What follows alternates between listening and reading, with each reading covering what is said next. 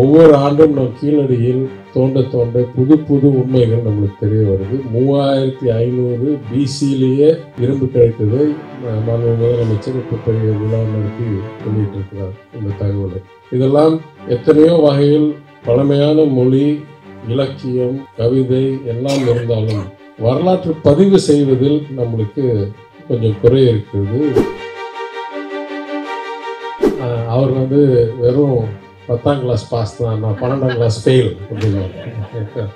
அதனால அந்த ஜோக்கில் கூட ஏதோ ஒரு உண்மை இருக்குன்னா, நீங்கள் 12ஆம் கிளாஸ் வரைக்கும் போயிருக்கணும்னா நீங்கள் 10ஆம் கிளாஸை பாஸ் பண்ணி 11ஆம் கிளாஸை பாஸ் பண்ணி 12ஆம் கிளாஸில் போய் ஃபெயில் ஆகிருக்கணும். ஆனால் இவங்க என்ன சொல்கிறாங்க, மும்மொழி கொள்கைன்னு சொல்லிட்டு மும்மொழி கொள்கையில் ஒரு மொழி கூட நிறைவேற்ற முடியாத ஃபெயில் ஆனவங்க 2 மொழி கொள்கையை நாங்கள் சிறப்பாக நிறைவேற்றி வெற்றியை காமித்தவர்களே சொல்கிறாங்க, உங்களுக்கு பத்தாது, எங்களை மாதிரி மும்மொழி கொள்கைக்கு போங்க அப்படின்னு. கிரியேட் ஃபால்ஸ் எனிமீஸ் கிடையாது, கிரியேட் இமேஜினரி எனிமீஸ், அதாவது இல்லாத ஒரு எனிமியை உருவாக்கு அப்படின்னு. அதனால் உடனே நம்ம தேச துரோகி, அர்பன் நாக்ஸல் எல்லாருமெல்லாம் வச்சிருக்காங்க ஒரு வார்த்தை. அதனால அவங்களுக்கு இயலாமையை மறைக்கிறதுக்கு அவங்க மும்மொழின்னு சொல்லிட்டு ஒரு மொழியை கூட நிறைவேற்ற முடியாத சூழ்நிலையும் நாங்க ஏங்க மாறணும்னு கேட்டா அதுக்கு பதில் சொல்லாம இவங்கெல்லாம் தேச துரோகி, இவங்கெல்லாம் தேசப்பற்று இல்லை, இவங்கெல்லாம் தேச விரோதி என்ற என்ன சொல்றது லேபிள் ஒட்டுறாங்க நம்ம மேல. உண்மையிலேயே நாட்டின் முன்னேற்றத்துக்கு எதில் கவனம் செலுத்தும் என்று கேட்டால், எங்கெல்லாம் படிப்பு குறைவாக இருக்கும், எங்கெல்லாம் பொருளாதாரம் குறைவாக இருக்கும், இங்கதான் கோடிக்கணக்கான இளைஞர்கள் இருக்கிறார்கள்.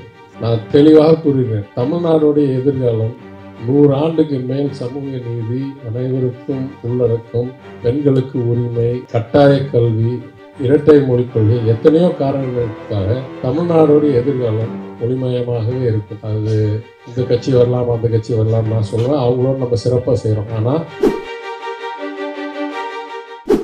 பெரியவர்களே, தாய்மார்களே, உங்கள் அனைவருக்கும் என் மாலை வணக்கத்தை தெரிவித்துக் கொள்கிறேன். புரோட்டோகால் ரீதியாக, அதாவது விதிமுறை ரீதியாக அமைச்சர் இறுதியாக பேசுவது முறை வழக்கம். ஆனால் எனக்கு கொஞ்சம் தயக்கம்தான். ஏன்னா மதிவேதனை பேசின பிறகு நான்லாம் பேசுறது கொஞ்சம் கஷ்டம். ஆனால் முதல்ல நான் பேசினான்னு பார்த்தேன். ஏன்னா அவங்களுடைய விவாத உரையெல்லாம் நான் பார்க்கும்போது எனக்கு இருக்கிறதுலேயே முக்கிய ஒரு எண்ணம் என்னவென்றால், ரொம்ப மகிழ்ச்சி. நல்ல வேளை இவங்களும் நானும் ஒரே தத்துவத்தில் இருக்கிறோம், எதிர்க்குன்னா நம்மளுக்கு தேவை பாதிப்பு அப்படின்னு. ஆனாலும் இந்த நிகழ்ச்சிக்கு பல வகையில் ஏற்பாடு செய்த பேராசிரியர் சுப வீரபாண்டியன் அவர்களுக்கும், அவர் நடத்துகிற இயக்கத்துக்கும், அதில் எடுக்கக்கூடிய முயற்சிகளுக்கும் நான் சில பாராட்டுகளை தெரிவிக்க கடமைப்பட்டிருக்கிறேன். 2007ஆம் ஆண்டு துவக்கப்பட்ட இந்த பேரவை, திராவிட இயக்க தமிழர் பேரவை, பல வகையில் சமூக நீதி, சமத்துவம், தமிழர் உரிமைகள் என்ற இலக்குகளை பணி செய்து முன்னேற்றம் செய்வதற்கு முயற்சி எடுத்துக்கொண்டிருக்கிறது. எனக்கு மிகவும் பிடித்த அவங்களுடைய ஒரு வாசகம், இயன்றதை செய்வோம், இடைவிடாது செய்வோம், பெரிய அளவு கைவிடாமல் செய்வோம். இந்த அடிப்படையில் ஏற்கனவே சுமார் பதிப்பகம் மூலமாக ஒரு 1700 மாணவர்களுக்கு திராவிட பள்ளி என்ற ஒரு முயற்சியில் பயிற்சி அளிக்கப்பட்டு, அது இல்லாமல் 120க்கும் மேற்பட்ட நூல்களை வெளியிட்டு எத்தனையோ பணிகள் செய்து வருகிறார்கள். பேராசிரியர் அவர்கள் 50க்கும் மேற்பட்ட நூல்களை எழுதியுள்ள பேராசிரியர் 8 முறை போராட்டத்திற்கு சிறை சென்றுள்ளார். தமிழ்நாடு அரசின் பெரியார் விருது மற்றும் கலைமாமணி விருது உள்ளிட்ட பல விருதுகளை பெற்றுள்ளார். இன்றைக்கு தமிழ்நாடு அரசின் சமூக நீதி கண்காணிப்பு குழுவின் தலைவராக இருக்கிறார். இதற்கெல்லாம் நான் என் நன்றியையும் என் பாராட்டையும் தெரிவித்துக் கொள்கிறேன். இந்த நூலை பற்றி விரிவாக தோழர் மதிவதனி அவர்கள் பேசியிருக்கிறார். இதில் நான் வெறும் சில கருத்துக்களை மற்றும் கூற விரும்புகிறேன். இதில் முக்கியமான ஒரு உரை மதுரையில் ஏப்ரல் 9ஆம் தேதி மாண்பு முதலமைச்சர் அவர்கள் ஆற்றிய உரை, தமிழர்கள் மேல் மட்டும் அவருக்கு ஏன் இத்தனை வன்மம் என்ற அந்த உரை அனைவரும் படித்து அதில் பல கருத்துக்களை பெற்றுக்கொள்ளலாம் என்று நான் கருதுகிறேன். இந்த நூலுக்கு என் நண்பர்கள் மாநில திட்டக்குழு துணைத் தலைவர் பேராசிரியர் ஜெயரஞ்சனும் மூத்த பத்திரிகையாளர் திரு ப. திருமாவேலனும் அணிந்துரை வழங்கியிருப்பதை நான் பாராட்டுகிறேன், மகிழ்ச்சியோடு தெரிவித்துக் கொள்கிறேன். இத்தகைய புத்தகங்கள் மிக முக்கியமான ஒரு பணி செய்ய வேண்டும். ஏனென்றால் நான் பல முறை இதை பற்றி கூறியிருக்கிறேன். நம் கலாச்சாரத்தில், வரலாற்றில் நம்முடைய செயல்களை, நம்மளுடைய வெற்றிகளை பதிவு செய்கிறது ரொம்ப குறைவாக தான் இருக்கிறது. எத்தனையோ உதாரணம் நான் கூறியிருக்கிறேன். என் குடும்பத்திலேயே பல செய்திகள் எனக்கு நான் அரசியலுக்கு வந்த பிறகு, நான் சட்டமன்ற உறுப்பினர் ஆன பிறகு, நான் அமைச்சரான பிறகு தான் எனக்கே தெரிய வருது. என் தந்தையோ என் தாத்தாவோ இதை பற்றிலாம் வீட்டில் பேசினதே கிடையாது. அதே போல் இன்னும் பல வகையில் பார்த்தால், ஏன் இருக்கிறதுலே சிறப்பான உதாரணம், ஒவ்வொரு ஆண்டும் நம் கீழடியில் தோண்ட தோண்ட புது புது உண்மைகள் நம்மளுக்கு தெரிய வருது. 3500 BCயிலேயே இரும்பு கிடைத்ததை மாண்பு முதலமைச்சர் இப்போ பெரிய விழா நடத்தி வெளியிட்டிருக்கிறார் இந்த தகவலை. இதெல்லாம் எத்தனையோ வகையில் பழமையான மொழி, இலக்கியம், கவிதை எல்லாம் இருந்தாலும் வரலாற்று பதிவு செய்வதில் நம்மளுக்கு கொஞ்சம் குறை இருக்கிறது. வேறு சமுதாயங்களோ இல்லை ஒரு சிவிலைசேஷன்ஸோ ஒப்பிட்டு பார்க்கும்போது. அந்த அடிப்படையில் நான் கூறுவேன், உண்மையை மீண்டும் மீண்டும் பதிவு செய்து அதை உண்மைன்னு நிரூபிக்கிறதுக்கு போராட இருக்கிற சூழ்நிலையில் இத்தகைய நூல்கள் மிக முக்கியமான ஒரு பங்கு பெறுறார்கள். குறிப்பாக இன்னைக்கு பெரும்பான்மையான ஊடக நிருபர்கள் மற்றும் சேனல்ஸ், ரேடியோ எல்லாமே ஒரு அரசு சார்ந்த திசையை நோக்கி போகிறார்கள். உண்மையை வெளிப்படையாக பேசுவதற்கு பலர் அச்சமுள்ள சூழ்நிலை இருக்கிறது. இந்த நாள் என்ன ஆகுதுன்னா, யாரெல்லாம் எந்த அளவுக்கு போய் சொல்கிறாங்களோ அந்த அளவுக்கு தான் ஜாஸ்தி சர்க்குலேஷன் ஆகுதுன்ற சூழ்நிலை ஆகுது. இது அரசியலில் சரி, இது பொது வழியில் சரி. எனக்கு என்ன ஆச்சரியம்னா, சில நாளாக சட்டமன்றம் நடந்து கொண்டிருக்கிறது, நிதிநிலை அறிக்கைக்காகவும் மானிய கோரிக்கைகளுக்காகவும். அதில் அங்கேயே அவங்கவுங்க என்னென்ன நினைக்கிறாங்களோ அப்பப்போ சொல்லிடுறாங்க, உண்மைக்கு முரண்பாக. உதாரணத்துக்கு நான் 2 உதாரணம் சொல்கிறேன். மாண்பு எதிர்க்கட்சி தலைவர் அவர்கள் நேற்று இல்லை முன்தினம் பேரவைத் தலைவர் மேலே நம்பிக்கை இல்லாத தீர்மானம் கொண்டாடுறார். அதில் எத்தனையோ குற்றச்சாட்டு சொல்கிறார். அவருடைய உரிமை, இது நடந்தது, அது நடந்தது, இது நீங்கள் சரியாக செய்யலை, அது நீங்கள் சரியாக செய்யலை, எனவே உங்கள் மேலே எங்களுக்கு நம்பிக்கை இல்லை, அதெல்லாம் அவருடைய உரிமை, யாரும் அவரை தடுக்கலை. ஆனால் நடுவில் பூந்து என்ன சொல்கிறாரு, எங்கள் காலத்தில் எவ்வளோ சிறப்பாக நடந்தது, எங்கள் பேரவைத் தலைவர் எவ்வளோ நல்லா இருந்தார், அதெல்லாம் எங்களுக்காக தாங்கிக்கவே முடியல. ஏன்னா நாங்களாம் போன தடவை உட்காந்துருந்தோம் 5 வருஷம். எனவே ஒன்று தான் எந்திரிச்சோம். கிட்டத்தட்ட எல்லா போன முறை சட்டமன்ற உறுப்பினர்களும். ஆனால் என்ன விதிமுறைனா, பின்வரிசை சட்டமன்ற உறுப்பினர்கள் குறுக்கீடு செய்ய முடியாது. ஒரு வாதம் நடந்து கொண்டிருக்கும் போது அமைச்சர்கள் தான் குறுக்கீடு செய்ய முடியும் என்று ஒரு அமைச்சரை எந்திரிச்சோம் பதில் சொல்கிறதுக்கு. இல்லை ரொம்ப சிறப்பாக செய்தார்னோடனே நானும் எந்திரிச்சேன். அப்போ அதுக்குள்ளே தலைவர் சொல்லிட்டார், இல்லை உட்காருங்க போகுதுன்னு. ஏன்னா நான் சொல்ல வந்தது என்னன்னா, இங்கேயாவது பதிவு செய்கிறேன், அவ்வளோ சிறப்பாக செயல்பட்ட நபர் ஒரு நாள் அம்மையார் அவையை காலி செய்து கொடு, அப்போ தான் என்னுடைய மானிய கோரிக்கை வைக்கும்போது எனக்கு பாதிப்பு வராது என்று. ஏன்னா அவங்களுக்கு என்ன பழக்கம் நினச்சி பாருங்கள், 5 வருஷம் அவங்க வெறும் 23 திமுக MP வச்சு, MLA வச்சு நடத்தியிருக்காங்க. இப்போ திடீர்னு 90 பேர் நிற்கிறோம். அப்போ அவங்களுக்கு கவலை, ஏதாவது எதிர்த்து எதாவது பேசிட போகிறாங்க. உடனே அவங்க ஒரு கட்டளை இடுறாங்க பேரவைத் தலைவர்கிட்ட, அவையிலேருந்து எல்லாத்தையும் நீக்கிடுங்க, சஸ்பெண்ட், இடைக்கால நீக்கம். அப்போ ஏதாவது ஒரு காரணம் பார்க்கணுன்னாங்க. எதுவுமே அவங்களா ஒரு பிரச்சனையை உருவாக்கி அதை வச்சு வெளியேறுன்னு சொல்லி இல்லை வெளியேற மாட்டோம்னு சொல்லி ஏன்னா நீக்கிறது வந்து சாதாரண ஒரு செயல். அது வந்து 2-3 படி தாண்டி எச்சரிக்கை கொடுத்து அதை நீங்கள் எடுக்காமல் வெளியேற சொல்லி அது நீங்கள் போகாமல் அப்புறம் முற்றுகையிடுற மாதிரி இருந்து அதை தூக்கிட்டு போகணும். இவ்வளோ பண்ணணும். இவ்வளோ பண்ணிட்டு என்ன சொல்கிறாங்க, எல்லா திமுக உறுப்பினர்களும் வெளியேற்றுறோம்.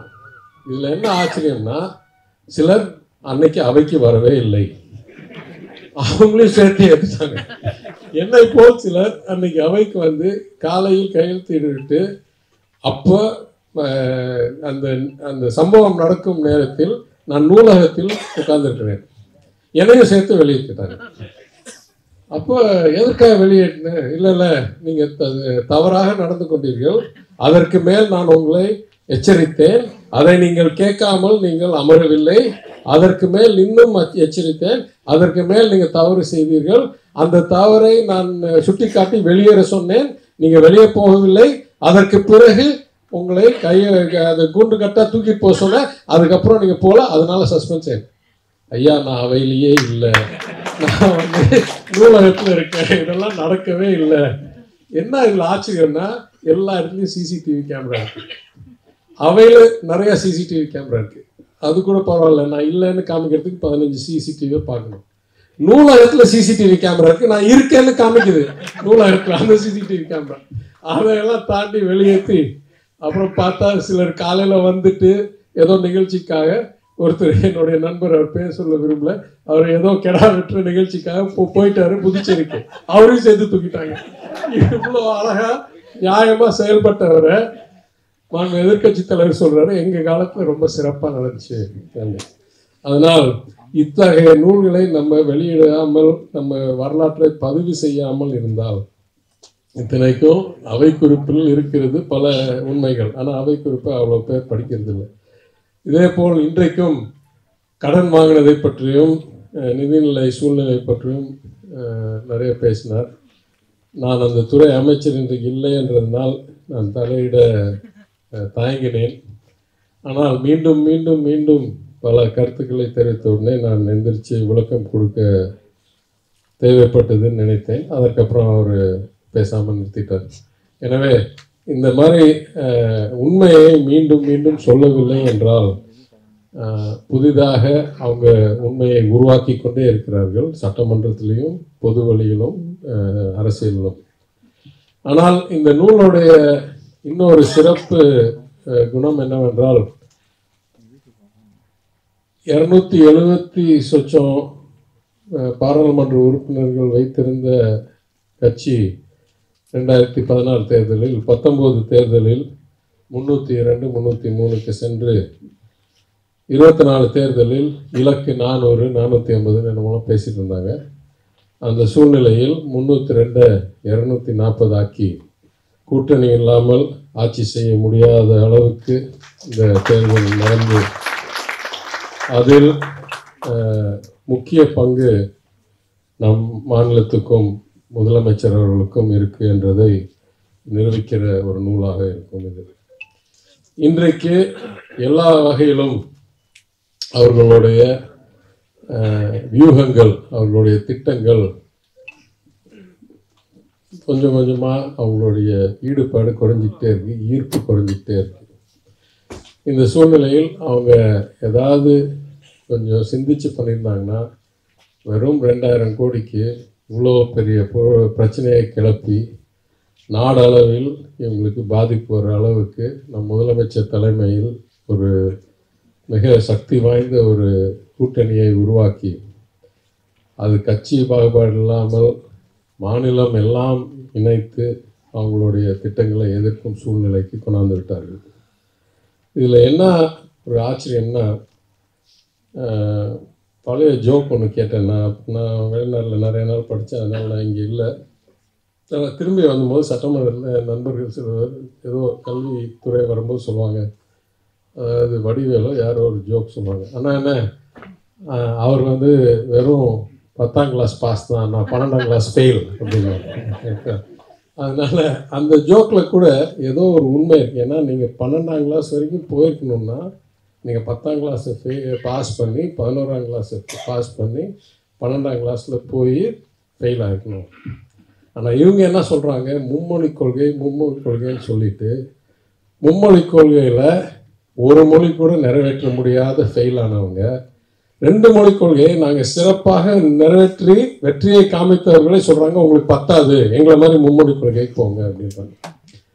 அப்போ நான் சிந்தித்தேன், சரி அப்போ என்ன அவங்க எதிர்பார்க்குறாங்கன்னா மும்மொழி கொள்கையில் தோல்வி அடைகிறாங்கன்றத வெறும் தோல்வின்றதோடு நிறுத்திக்குவோம்.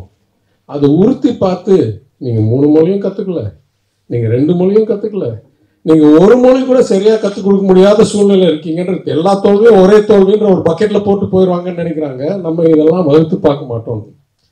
எனவே நாட்டில் எந்த இடத்திலும் மும்மொழி கொள்கையை இதுவரைக்கும் ஒழுங்காக நடத்த இல்லை, நிரூபிக்க முடியவில்லை. இது இன்றைக்கு இல்லை, இது முதல்ல நம்ம ஞாபகம் வச்சுக்கணும்.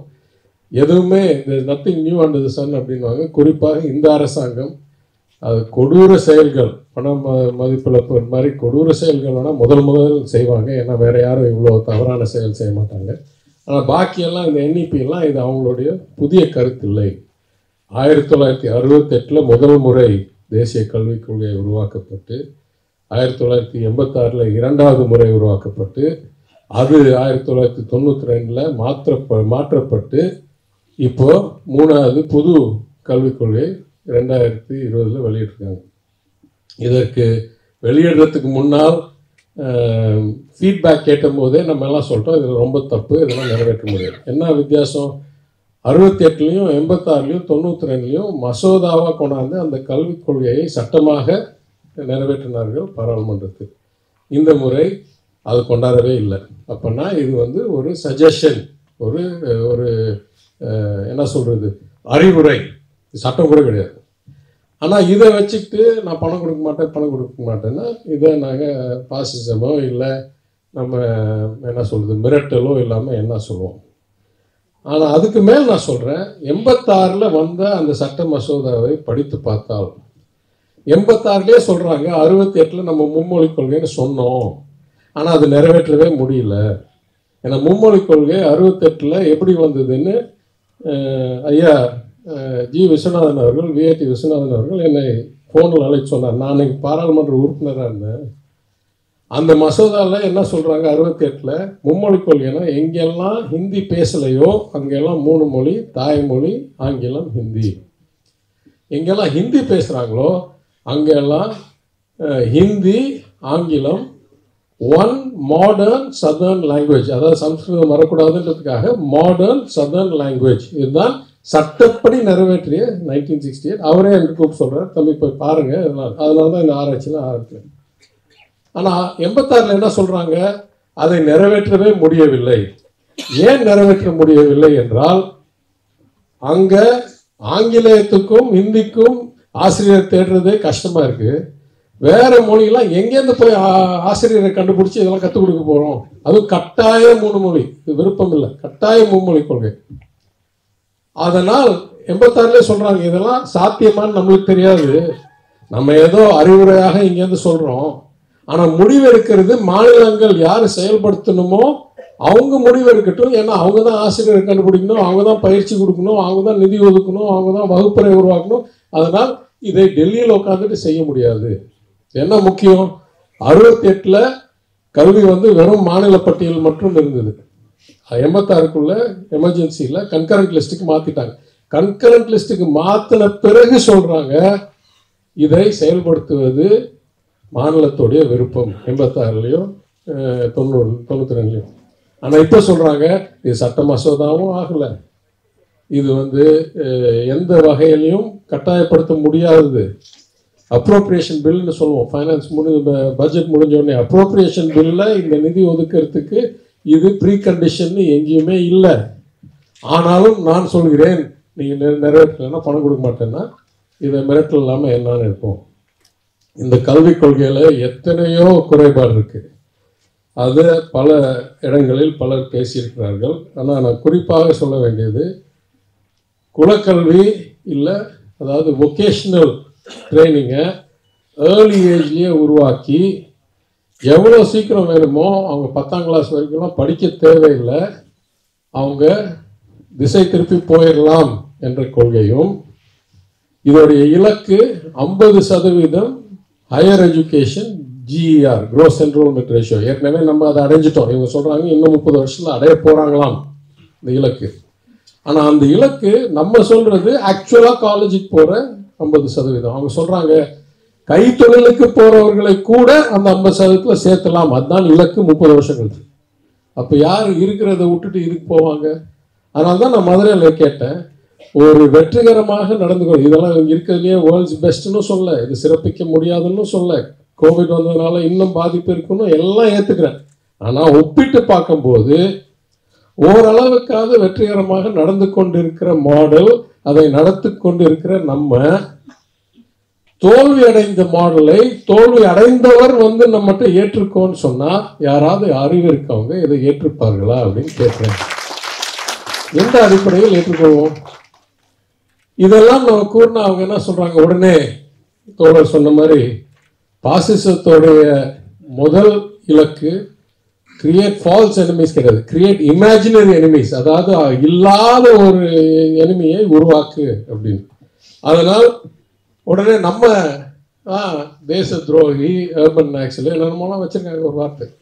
அதனால அவங்களுக்கு இயலாமையை மறைக்கிறதுக்கு அவங்க மும்மொழின்னு சொல்லிட்டு ஒரு மொழியை கூட நிறைவேற்ற முடியாத சூழ்நிலையில் நாங்கள் ஏங்க மாறணும்னு கேட்டால் அதுக்கு பதில் சொல்லாமல் இவங்கெல்லாம் தேச துரோகி, இவங்களுக்கெல்லாம் தேசப்பற்று இல்லை, இவங்கெல்லாம் தேச விரோதி என்ற என்ன சொல்கிறது லேபிள் ஒட்டுறாங்க நம்ம மேல்.